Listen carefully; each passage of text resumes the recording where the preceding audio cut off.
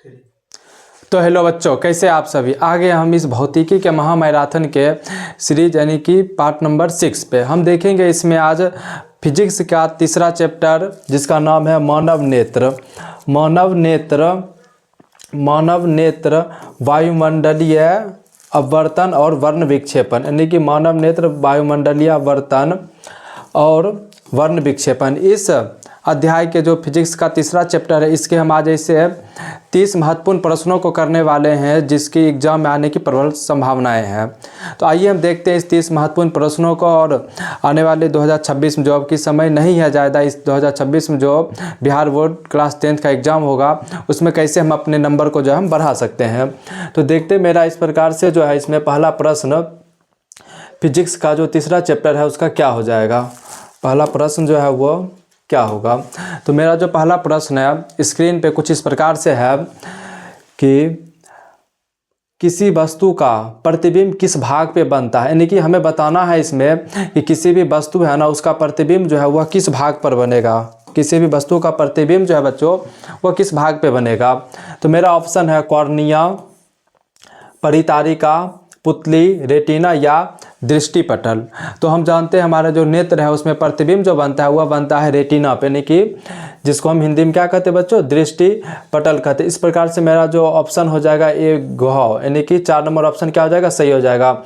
वस्तु का प्रतिबिंब नेत्र के किस भाग पर बनता है। इस प्रकार से जो मेरा अगला प्रश्न हो जाएगा बच्चों वो कुछ इस प्रकार से है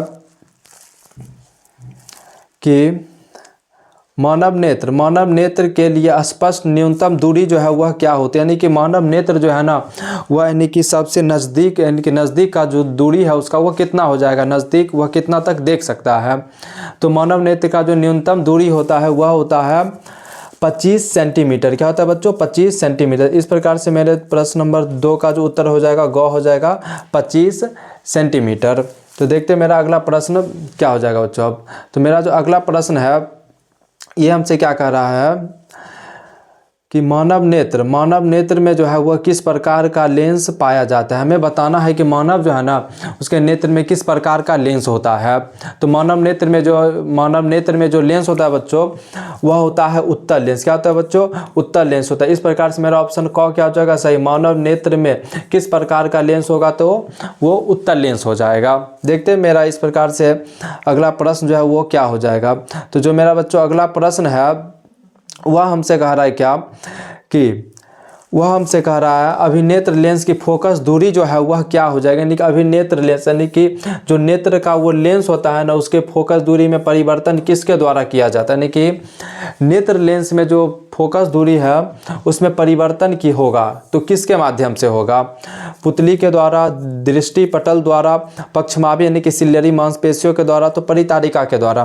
तो हम जानते हैं कि हमारा आँख का जो है फोकस दूरी इसको घटाने और बढ़ाने का काम जो करती है वह करती है सिलियरी मांसपेशी यानी कि पक्षमाभी पेशियां, सिलियरी मांसपेशी। तो इसका जो उत्तर हो जाएगा वो मेरा ग हो जाएगा, पक्षमाभी या सिलियरी मांसपेशियां। तो बच्चों हम इस प्रकार से देखते हैं मेरा अब अगला प्रश्न जो है वो क्या हो जाएगा। तो जो मेरा नेक्स्ट प्रश्न है वह हमसे कह रहा है क्या कि नेत्र की वह क्षमता जिसके कारण वो अपनी फोकस दूरी को जो है वो समायोजित करती है। यानी कि हमें बताना है नेत्र के उस क्षमता के बारे में जिसके माध्यम से वो अपनी फोकस दूरी को क्या करते हैं बच्चों, एडजस्ट करता है आँखों में। तो वो क्या हो जाएगा, वो नेत्र का दोष कहलाएगा या उसकी क्षमता कहलाएगी, विवर्तन या विक्षेपण हो जाएगा, क्या होगा इन सभी में। तो जो मेरा नेत्र है वह नेत्र अपनी जब फोकस दूरी को एडजस्ट करता है, समायोजित कर लेती है ना, तो उसे हम नेत्र का क्या कहते हैं बच्चों, समंजन क्षमता कहते हैं। क्या कहेंगे हम, समंजन क्षमता कहेंगे। तो इस प्रकार से जो मेरा ऑप्शन है वह ख क्या हो जाएगा, बिल्कुल सही हो जाएगा। इस प्रकार से मेरा अगला प्रश्न है निकट दृष्टि दोष का निवारण जो है वह किस प्रकार के लेंस से किया जाता है। यानी कि हमें बताना है निकट दृष्टि दोष में जो है ना हम किस प्रकार के लेंस का जो है हम प्रयोग करेंगे। तो हमें पता है बच्चों निकट दृष्टि दोष जो होता है इसमें जो यानी कि प्रतिबिंब जो है, जो मेरा प्रतिबिंब बनता है आँखों पर वह बनेगा, यानी कि जो रेटिना होता है रेटिना के पहले ही बन जाता है। यानी कि रेटिना पर प्रतिबिंब बनना चाहिए लेकिन रेटिना अपना बन के कहाँ बनता है, रेटिना से पहले प्रतिबिंब बन जाता है। तो इस प्रकार का जब दोष होता है तो उसे हम क्या कहते हैं, निकट दृष्टि दोष कहेंगे बच्चों। क्या कहेंगे? निकट दृष्टि दोष। और इसमें हमें जो है उस प्रकाश की किरणों को थोड़ा फैला के रेटिना तक ले जाना होता है ताकि प्रतिबिंब रेटिना पर बने और हमें स्पष्ट दिखाई दे। तो इसके लिए जो है हम बच्चों अवतल लेंस का प्रयोग करेंगे। किसका प्रयोग करेंगे? अवतल लेंस। क्योंकि अवतल लेंस जो है वह प्रकाश की किरणों को अपसरित करेगी। जब प्रकाश की किरणें अपसरित होगी तो वह प्रकाश की किरणें रेटिना तक पहुँच जाएगी और प्रतिबिंब जो है वो रेटिना पर बनेगा। तो इस प्रकार से जो मेरा निकट दृष्टि दोष के निवारण के लिए किस प्रकार का लेंस का प्रयोग किया जाता है, तो वो क्या हो जाएगा बच्चों? अवतल लेंस हो जाएगा। क्या हो जाएगा? अवतल। यानी कि निकट दृष्टि दोष में हम जो है किसका? तो अवतल लेंस का क्या करते हैं? प्रयोग करते हैं। और इस प्रकार से हम इस फिगर में हम समझ सकते हैं। इस फिगर के माध्यम से हम अच्छे से इस टॉपिक को समझेंगे। ये काम कब करेगा? अच्छा, ये पूरे एडजस्ट हो रहा है, इसको टाइम दो।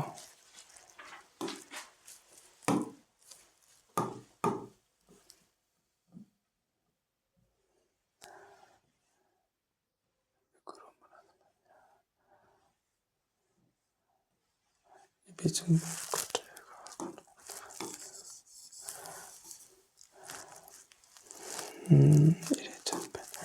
तो इस प्रकार से देखते हैं मेरा अगला प्रश्न वो क्या हो जाएगा। प्रश्न नंबर 7 हमसे कह रहा है बच्चों कि यहाँ जो है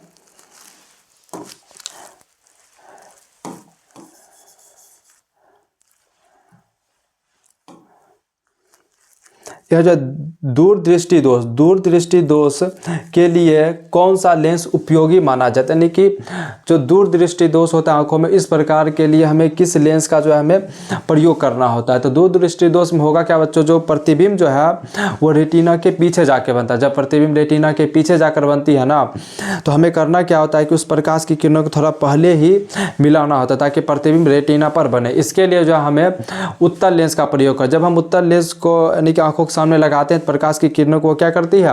अभिसरित करती है, एक जगह एकत्रित करने का कार्य करती है, जिस कारण से प्रकाश की किरणें आपस में तो थोड़ा यानी कि दूर से थोड़ा पहले आके क्या होती है? मिल जाती है। और यह मिलन जो होता है वह रेटिना पर होता है और जो हमें स्पष्ट दिखाई देने लगता है। तो इस प्रकार से हम कह सकते हैं कि जो मेरा ये निकट दृष्टि दोष है, इसके उपचार के लिए हम किस प्रकार के लेंस का प्रयोग करेंगे, तो वह मेरा हो जाएगा उत्तल लेंस। यानी कि निकट दृष्टि दोष में हम किस लेंस का? तो उत्तल लेंस का हम प्रयोग करेंगे। तो देखते बच्चों इस प्रकार से मेरा अगला प्रश्न क्या हो जाएगा। मेरा अगला प्रश्न जो है वह हमसे कह रहा है जरा दूरदर्शिता के उपचार यानी कि जरा दृष्टि दोष के लिए बताना है कि हम किस प्रकार के लेंस का जो है ना प्रयोग करेंगे। जरा दृष्टि दोष में किस प्रकार के लेंस का प्रयोग होगा। तो जरा दृष्टि दोष में होता यह है कि जो मनुष्य का आँख है ना, वह आँख से ना तो वो पास की वस्तुओं को देख पाता है और ना ही दूर की वस्तुओं को देख पाता है, जिस कारण से इस प्रकार के दृष्टि दोष को हम जरा दृष्टि दोष कहते हैं। इसमें जो है लेंस जो होता है वह द्विफोक्सी लेंस होता है। कौन सा होता है बच्चों? द्विफोक्सी लेंस होता है। इसमें जो है उत्तल अवतल दोनों, जो चश्मा होता है चश्मा के ऊपरी भाग में अवतल और निचले भाग में जो है उत्तल लेंस का क्या किया जाता है? प्रयोग किया जाता है, जिस कारण से इस प्रकार के लेंस को हम द्विफोक्सी लेंस कहते हैं। जरा दृष्टि दोष में जो है द्विफोक्सी लेंस का हम क्या करते हैं? प्रयोग करते हैं। तो इस प्रकार से बच्चों मेरा जो अगला प्रश्न हो जाएगा वह हो जाएगा श्वेत प्रकाश के 7 रंगों में टूटना क्या कहलाता है। श्वेत प्रकाश जो है इसके 7 रंगों में टूटने की प्रक्रिया जो है वह क्या कहलाएगी। तो जब श्वेत प्रकाश एक प्रिज्म के माध्यम से गुजरती है, जब श्वेत प्रकाश जो होती है ना वह कहाँ से गुजरेगी बच्चों? एक प्रिज्म से। हम मान लेते हैं कि ये मेरा एक प्रिज्म है। ये क्या है बच्चों? एक प्रिज्म है। ये एक प्रिज्म है और जब इस प्रिज्म से प्रकाश की किरणें क्या होगी? गुजरेगी। जब इस प्रिज्म से होकर प्रकाश की किरणें गुजरती है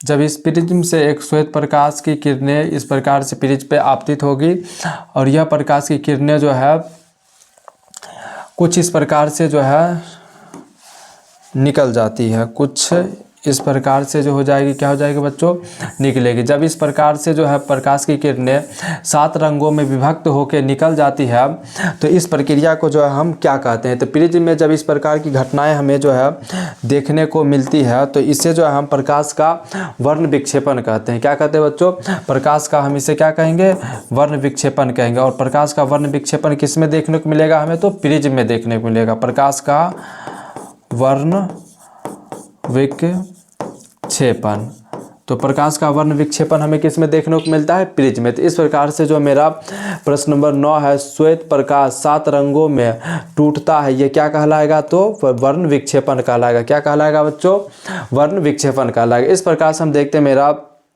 जो अगला प्रश्न हो जाएगा, प्रश्न नंबर 9, वो हमसे क्या कह रहा है। 9 हो गया है। अब हम देखते हैं अगले प्रश्न को, प्रश्न नंबर 10 को। यह हमसे क्या कर रहा है, यह हमसे कह रहा है कि स्पेक्ट्रम प्राप्त करने के लिए किसका प्रयोग किया जाता है, यानी कि स्पेक्ट्रम जो है हम किस के माध्यम से हम प्राप्त करते हैं। कांच की सिल्ली से, अवतल दर्पण से, उत्तल लेंस से, किससे हम करेंगे, हमें जो है यह किसके माध्यम से जो है प्राप्त हो जाएगा। तो यह जो स्पेक्ट्रम हम प्राप्त करते हुए हम प्रिज्म से करते हैं। किससे करते हैं बच्चों हम प्राप्त, प्रिज्म से करते हैं। स्पेक्ट्रम किससे प्राप्त होएगा, तो वह प्रिज्म से हमें प्राप्त होगा। वह हमें किससे प्राप्त हो जाएगा बच्चों, प्रिज्म से। किस प्रकार से हम देखते हैं, जब इस प्रकार से एक प्रिज्म से जब श्वेत प्रकाश की किरणें गुजरती है तो यह कितने रंगों में, 7 रंगों में विभक्त होती है। तो ये जो 7 रंग हमें एक पर्दे पर प्राप्त होता है, इसी को हम कहते हैं कि हमें क्या प्राप्त हुआ है, स्पेक्ट्रम प्राप्त हुआ है। और क्या प्राप्त हुआ बच्चों, स्पेक्ट्रम प्राप्त हुआ। यह जो हमें प्राप्त हो जाएगा किससे, प्रिज्म के माध्यम से। हम देखते हैं मेरा अगला प्रश्न, स्पेक्ट्रम में किस रंग का झुकाव यानी कि विचलन जो है वह सबसे अधिक होता है। तो स्पेक्ट्रम में किस रंग का विचलन जो है वह सबसे अधिक होगा। तो स्पेक्ट्रम में जो है बैंगनी रंग का विचलन क्या होता है, सबसे अधिक हो जाता है। किसका, बैंगनी रंग का। हम देखते हैं इस प्रकार से इस फिगर में स्पष्ट रूप से हमें क्या आ रहा है, समझ आ रहा है कि जो सबसे नीचे वाला भाग में जो रंग है ना, 7 रंगों में ये क्या हुआ है, श्वेत प्रकाश विभक्त हुआ है। तो इसमें जो सबसे निचला भाग है वो क्या है, बैंगनी। जो नीचे सबसे कलर है वो कौन सा कलर है, बैंगनी। यानी कि बैंगनी जो है वह स्पेक्ट्रम में जब प्राप्त होता है तो उसमें सबसे नीचे होता है। तो मेरा ऑप्शन जो है घ क्या हो जाएगा, बिल्कुल सही हो जाएगा। इस प्रकार से मेरा अगला प्रश्न है, प्रकाश के किस वर्ण यानी रंग का तरंग दैर्घ्य जो है वह सबसे अधिक हो जाएगा। हमें बताना है कि प्रकाश का जो है तरंग दैर्घ्य यानी कि प्रकाश के किस वर्ण का तरंग दैर्घ्य सबसे अधिक होता है। तो प्रकाश के किस वर्ण का, तो ये हो जाएगा लाल का, क्योंकि हमें पता है जिस प्रकाश के रंग यानी कि जिस रंग का तरंग दैर्घ्य जो है वह सबसे अधिक होता है वह उसका गति जो है ना धीरे हो जाता है। गति क्या हो जाता है बच्चों, धीरे हो जाता है। जब गति धीरे नहीं, गति क्या हो जाएगा, तेज हो जाएगा। गति क्या होगा बच्चों, तेज होगा। इस प्रकार से लाल रंग जो है ना वो क्या हो जाता है, इसका विचलन जो है यानी कि सबसे कम होता है। इसका विचलन क्या होता है, सबसे कम होता है। और यह स्पेक्ट्रम में सबसे ऊपर होता है। लाल रंग क्या होता है, स्पेक्ट्रम में सबसे ऊपर हमें देखने को मिलता है। इस प्रकार से हम देखते हैं मेरा अगला प्रश्न नंबर जो है 13, वो क्या कह रहा है, यह कह रहा है हमसे आकाश का नीला रंग दिखाई देने का मुख्य कारण क्या हो जाएगा। आकाश जो है वह हमें नीला क्यों दिखाई देती है, आकाश का जो रंग होता है वह नीला क्यों होता है। तो आकाश का नीला रंग होने का मुख्य कारण है कि वह जो प्रकाश का जो है ना प्रकीर्णन होता है। क्या कारण हो जाएगा बच्चों, प्रकाश का प्रकीर्णन। प्रकाश के प्रकीर्णन के कारण ही हमें आकाश का जो है कैसा रंग दिखाई देता है, तो हमें नीला रंग दिखाई देता है प्रकाश की प्रकीर्णन के कारण। इस प्रकार देखते हैं मेरा अगला प्रश्न क्या हो जाएगा। अगला प्रश्न मेरा है, तारों का टिमटिमना किस घटना पर आधारित होता है, यानी कि तारे टिमटिमाते हैं यह किस घटना पर निर्भर करता है। तो यह जो निर्भर करेगा वायुमंडलीय अपवर्तन पे। किस पे निर्भर करेगा बच्चों, वायुमंडलीय अपवर्तन पे। इस प्रकार से मेरा प्रश्न नंबर जो 14 है इसका उत्तर क्या हो जाएगा, क, वायुमंडलीय अपवर्तन हो जाएगा। इस प्रकार से देखते हैं मेरा अगला प्रश्न, यह हमसे क्या कह रहा है, यह हमसे कह रहा है कि अंतरिक्ष यात्री को आकाश जो है वह कैसा दिखता है, यानी कि अंतरिक्ष यात्री जो है उसको आकाश कैसा दिखेगा। तो अंतरिक्ष यात्री को जो आकाश दिखता है वह दिखता है काला। आकाश क्या दिखता है बच्चों, काला, क्योंकि वहाँ पर प्रकाश का जो है ना परावर्तन नहीं हो पाता, जिस कारण से वहाँ सामने के ऑब्जेक्ट से कोई भी प्रकाश से नहीं आती है वापस लौट के, जिस कारण से हमें अंतरिक्ष कैसा दिखता है, काला दिखता है। तो ये जो हो जाएगा क्वेश्चन नंबर 15 का उत्तर वो क्या हो जाएगा बच्चों, हो जाएगा काला, यानी कि ऑप्शन जो है ग हो जाएगा बिल्कुल सही। तो देखते हैं मेरा अगला प्रश्न, पुतली के आकार को कौन नियंत्रित करता है, यानी कि जो आँख में पुतली होती है उसे नियंत्रित करने का कार्य कौन करता है। तो आँख में जो पुतली होगी उसे नियंत्रित करने का कार्य जो हुआ परितारिका के द्वारा किया जाता है, यानी कि जिसको हम आइरिस के नाम से भी जानते हैं। किस नाम से जानते हैं, आइरिस के नाम से जानते हैं। किस नाम से जानते हैं बच्चों, आइरिस के नाम से जानते हैं। तो परितारिका जो है यह किसे, यानी कि आइरिस जो है यह पुतली को क्या करेगा, नियंत्रित करने का कार्य करता है। जब हमारे आंखों के सामने जो है अचानक से बहुत ज़्यादा प्रकाश की किरणें आ जाती है तो यह क्या करेगी, आइरिस इस पुतली को सिकोड़ देती है। जब सिकोड़ती है तो प्रकाश की किरणें ज़्यादा अंदर नहीं जा पाती, जिससे हमारा आँखों का लेंस जो है वह सुरक्षित हो जाता है। और जब हम अंधेरे में जाते हैं अचानक तो हमारी आँख आइरिस जो क्या करेगी, वह पुतली के साइज को बड़ा कर दे ताकि प्रकाश की किरणें अधिक से अधिक हमारी आँखों में प्रवेश कर सके और हम चीज़ों को अच्छे से देख सके। तो इस प्रकार देखते हैं मेरा अगला प्रश्न क्या हो जाएगा, नेत्रदान। नेत्रदान के समय किस भाग को दान किया जाए, यानी कि जब हम आँखों का, यानी कि जब हम कहते हैं कि नेत्र का दान दिया गया तो आँख के किस भाग का दान दिया जाता है ये बताना है। तो इसमें जो हो जाएगा कॉर्निया, यानी कि नेत्रदान में मुख्य रूप से जो है कॉर्निया को दान दिया जाता है। कॉर्निया कौन सा, आंखों के ऊपर, हमारी जो आंखें होती है इस आंखों के ऊपर एक वाइट कलर का परत होता है, तो उसी परत को हम किस नाम से, कॉर्निया के नाम से जानते हैं, जो आंखों की सबसे बाहरी भाग है। तो इसी को क्या किया जाएगा, नेत्रदान में इसी का दान किया जाता है। तो इस प्रकार से हम देखते हैं बच्चों मेरा अगला प्रश्न यह हमसे क्या कह रहा है, यह हमसे कह रहा है कि खतरे के संकेत का प्रकाश लाल रंग ही क्यों होता है। तो ऑप्शन हमें दिया हुआ है, यहाँ पे हमसे बोला जा रहा है कि लाल रंग का प्रकीर्णन सबसे कम होता है, लाल रंग का प्रकीर्णन सबसे अधिक होता है, लाल रंग आंखों को भरता है, इनमें से कोई नहीं। तो यहाँ जो उत्तर हो जाएगा वो मेरा सही हो जाएगा कि लाल रंग का जो प्रकीर्णन है ना वो क्या होता है बच्चों, सबसे कम होता है। लाल रंग का प्रकीर्णन क्या होगा, सबसे कम होगा, जिस कारण से यह जो रंग है वो ज़्यादा दूर तक अपने आप को नहीं बिखेर पाती, एक ही जगह वो क्या रहती है, यानी कि एकत्रित रहती है, और जिस कारण से दूर से भी यह हमें दिख जाती है। अतः जो है हम खतरे के संकेत के रूप में किसका, हम तो लाल रंग का प्रयोग करते हैं क्योंकि इसका प्रकीर्णन क्या होगा, कम होता है। देखते हैं मेरा अगला प्रश्न बच्चों, यह हमसे क्या कर रहा है, अगला प्रश्न हमसे कह रहा है कि सूर्योदय एवं सूर्यास्त के समय सूर्य हमें लाल दिखता है तो क्यों दिखता है, कारण क्या हो जाएगा, सूर्योदय एवं सूर्यास्त के समय यानी कि सूर्य का जो है लाल दिखने का कारण क्या होगा, प्रकाश के प्रकीर्णन के कारण, वायुमंडलीय आवर्तन के कारण, वर्ण विक्षेपण के कारण और परावर्तन के कारण। तो यह जो हमें दिखता है वह दिखता है प्रकाश के प्रकीर्णन के कारण। किसके कारण बच्चों हो जाएगा, प्रकाश के प्रकीर्णन के कारण हो जाएगा, क्योंकि जब सूर्योदय होता है तो उस टाइम पर सूर्य एक श्वेत प्रकाश है, तो श्वेत प्रकाश से सातों कलरें क्या होती है, बाहर आती है। लेकिन वायुमंडल में सभी प्रकाश जो है वह एक दूसरे से दूर चली जाती है, फैल जाती है। वायुमंडल में सारी प्रकाश की किरणें क्या होती है, फैल जाती है। लेकिन जो मेरा ये लाल रंग होता है ना, इसका जो है प्रकीर्णन कम हो पाता है, और जिस कारण से वह एक ही जगह पर क्या होती है, सारी प्रकाश की किरणें एकत्रित रहती है, और हमें लाल भाग क्या होता है, सूर्योदय से 2 मिनट पहले ही हमें वह दिखने लगता है। तो जिस कारण से हम कहते हैं कि सूर्य कैसा हो गया है, यानी कि आसमान जो है वह रक्ताभ प्रतीत होता है सूर्योदय के समय। इस प्रकार से देखते हैं बच्चों मेरा अगला प्रश्न यह हमसे क्या कर रहा है, यह हमसे कह रहा है कि टिंडल प्रभाव प्रकाश के किस क्रिया को दर्शाता है, यानी कि टिंडल प्रभाव प्रकाश के किस क्रिया को दर्शाता है।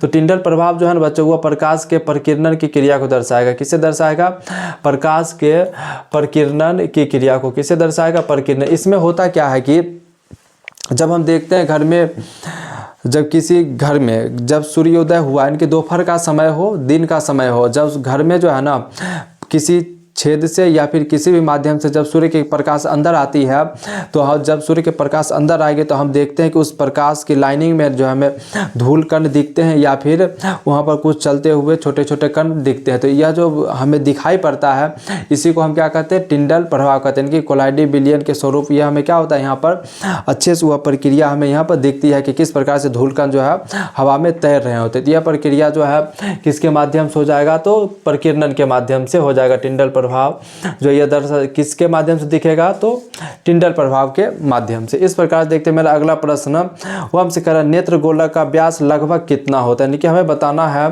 कि नेत्र गोलक जो है इसका व्यास कितना हो जाएगा। तो नेत्र गोलक का व्यास जो होता है वह 2.3 सेंटीमीटर होता है। कितना होता है बच्चों, 2.3 सेंटीमीटर होता है। इस प्रकार से मेरा जो अगला प्रश्न हो जाएगा वह हो जाएगा वास्तविक सूर्यास्त और आभासी सूर्यास्त के बीच कितने समय का अंतर होता है, यानी कि जब सूर्य अस्त हो रहा होता है तो वास्तव में सूर्य अस्त होगा, एक काल्पनिक तौर पे सूर्य अस्त होगा, तो इसके बीच का अंतर क्या है। तो वास्तव में सूर्य अस्त हो गया, लेकिन आभासी रूप से जो सूर्य अस्त होता है वो 2 मिनट बाद होता है। तो जिस कारण से इसका मेरा उत्तर जो हो जाएगा वो ख क्या हो जाएगा, सही हो जाएगा 2 मिनट, यानी कि इस वास्तविक और आभासी सूर्यास्त के बीच में जो अंतर हो जाएगा वो हो जाएगा 2 मिनट का। इस प्रकार से जो मेरा अगला प्रश्न हुआ हमसे और क्या कह रहा है कि आँख में प्रवेश करने वाली प्रकाश की मात्रा को जो है वह नियंत्रित करने का कार्य कौन करता है। तो आँख में से जो प्रकाश की किरणें प्रवेश करेगी इसे नियंत्रित करने का कार्य कौन करेगा। तो यह जो नियंत्रित करता हुआ पुतली के द्वारा किया जाता है। पुतली जो है यह आँख में प्रवेश करने वाली प्रकाश की मात्रा को क्या करता है, तो नियंत्रित करने का कार्य करता है। तो इस प्रकार से मेरा अगला प्रश्न कर रहा है एक साधारण प्रिज्म में कुल कितने सतह होती है, यानी कि एक जो मेरा प्रिज्म हो जाएगा साधारण सा उसमें कितने सतह होती है। तो प्रिज्म में जो कुल सतह हो जाएगी वो कितने हो जाएगी बच्चों, 5 हो जाएगी। 5 कैसे, तो एक प्रिज्म में जो है 3 हो जाएगा आयताकार सतह। कितने हो जाएंगे, 3 आयताकार सतह होते हैं और 2 क्या हो जाएगा, त्रिभुजाकार सतह हो जाएगा। तो इस प्रकार से 2 त्रिभुजाकार सतह और 3 आयताकार सतह, कुल मिला के 5 सतह हो गए। तो प्रिज्म जो है वह कितने सतहों से घिर कर बना होता है, तो 5 सतहों से घिर के बना होता है। इस प्रकार से मेरा जो अगला प्रश्न है वह हमसे कह रहा है नेत्र लेंस की फोकस दूरी कम हो जाने से कौन सा दृष्टि दोष होता है, यानी कि हमें बताना है कि जो नेत्र लेंस का जो फोकस दूरी क्या हो जाएगा, कम जाएगा। जब फोकस दूरी कम जाएगा तो हमें किस प्रकार के दोष जो है देखने को मिलते हैं। जब नेत्र लेंस की फोकस दूरी जो है वो घट जाती है तो हमें निकट दृष्टि दोष देखने को मिलता है। क्या देखने को मिलता है बच्चों, निकट दृष्टि दोष देखने को मिलता है। इसमें प्रकाश की किरणें जो होती है वह नेत्र यानी कि रेटिना पर पहुंचने से पहले ही आपस में मिल जाती है और प्रतिबिंब का निर्माण करती है। तो यहाँ जो हो जाएगा उत्तर मेरा क क्या हो जाएगा, बिल्कुल सही हो जाएगा, निकट दृष्टि दोष। नेत्र लेंस की फोकस दूरी यदि कम हो गई तो वह जो दृष्टि दोष हो जाएगा क्या हो जाएगा बच्चों, निकट दृष्टि दोष हो जाएगा।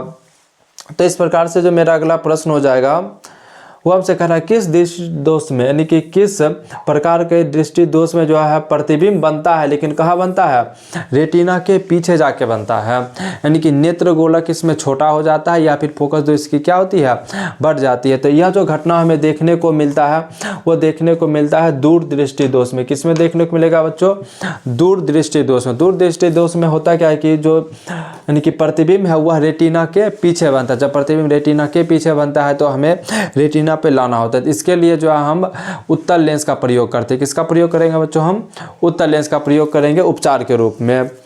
अगला जो प्रश्न हो जाएगा मेरा वह हो जाएगा क्या, वह हमसे कहता है कि प्रकाश का प्राथमिक रंग होता है कि प्रकाश का जो है प्राथमिक रंग वो क्या हो जाएगा।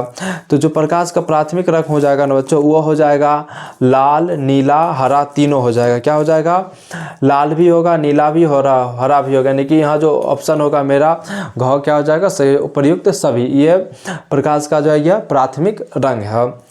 देखते हैं मेरा अगला प्रश्न। अगला प्रश्न हमसे कह रहा है क्या, इंद्रधनुष हमेशा किस दिशा में बनता है, यानी कि इंद्रधनुष का जो निर्माण होगा वह किस दिशा में होता है। तो यह होता है सूर्य के विपरीत दिशा में।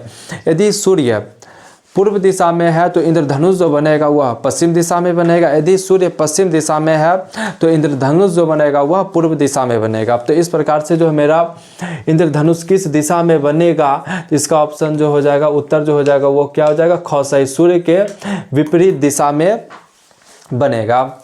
इस प्रकार से मेरा अगला प्रश्न है एक स्वस्थ आँख के लिए दूर बिंदु क्या होगा, यानी कि एक स्वस्थ आँख जो है वह कितनी दूर तक देख सकते हैं। एक स्वस्थ आँख जो है ना वह यानी कि सूर्य से भी कई हजारों किलोमीटर यानी कि सूर्य से कई ज़्यादा गुना दूर होता है तारे। तो हम वहाँ तक क्या कर सकते हैं, देख सकते हैं कि तारों को भी हमारे आंखों के द्वारा देखा जा सकता है। अतः हम कह सकते हैं कि जो यानी कि एक स्वस्थ आंख का जो दूर बिंदु होता है वह क्या होता है, अनंत होता है, यानी कि वह कितना भी दूर तक देख सकता है। इस प्रकार से जो मेरा अगला प्रश्न हो जाएगा बच्चों, वह है कि मोतियाबिंद। मोतियाबिंद जो है, मोतियाबिंद का उपचार कैसे संभव है? चश्मा लगाने से ठीक हो जाएगा, अवतल लेंस से, या शल्य चिकित्सा जिसको हम सर्जरी कहते हैं, ऑपरेशन, इसके माध्यम से ये ठीक होगा, या फिर उत्तल लेंस के प्रयोग से। तो जो मोतियाबिंद होता है बच्चों, इसके लिए हमें जो है कराना होता है उपचार, यानी कि कौन सा, तो ऑपरेशन कराना होगा। बिना ऑपरेशन के क्या होगा, ये जो दोष है वो ठीक नहीं है, रोग जो है वो ठीक नहीं होने वाला है। तो इसका जो उत्तर हो जाएगा वो क्या हो जाएगा, शल्य चिकित्सा। क्या हो जाएगा बच्चों, शल्य चिकित्सा हो जाएगा, यानी कि सर्जरी, ऑपरेशन के माध्यम से क्या हो जाएगा, मोतियाबिंद जो है वह ठीक होगा। तो इस प्रकार से यानी कि इस भौतिकी के महामैराथन सीरीज के पार्ट 6 में जो आज की चैप्टर जो था वह भौतिकी का तीसरा चैप्टर था। तो इस तीसरे चैप्टर के जो है हम कुछ 30 महत्वपूर्ण प्रश्नों को आज किए हैं। तो ये जो है प्रश्न यदि आप अच्छे से इसको क्लियर कर लेते हैं, एक बार नहीं समझ आए तो दोबारा देखना है वीडियो, और इस सभी प्रश्नों को क्या करना है, अपने कॉपी पे नोट भी करना है और याद कर लेना है। यदि इसे याद कर लेते हैं तो आपको एग्जाम में यह बहुत ही फ़ायदा दिलाने वाला है। तो इस प्रकार से मेरा ये प्रयास और मेरा यह मेहनत आप लोगों को अच्छा लगता है तो आप लोग हमें क्या कर सकते हैं, सपोर्ट कर सकते हैं हमारे इस चैनल को सब्सक्राइब करके। तो फिर मिलते हैं हम नेक्स्ट वीडियो में। आज के लिए इतना ही, धन्यवाद।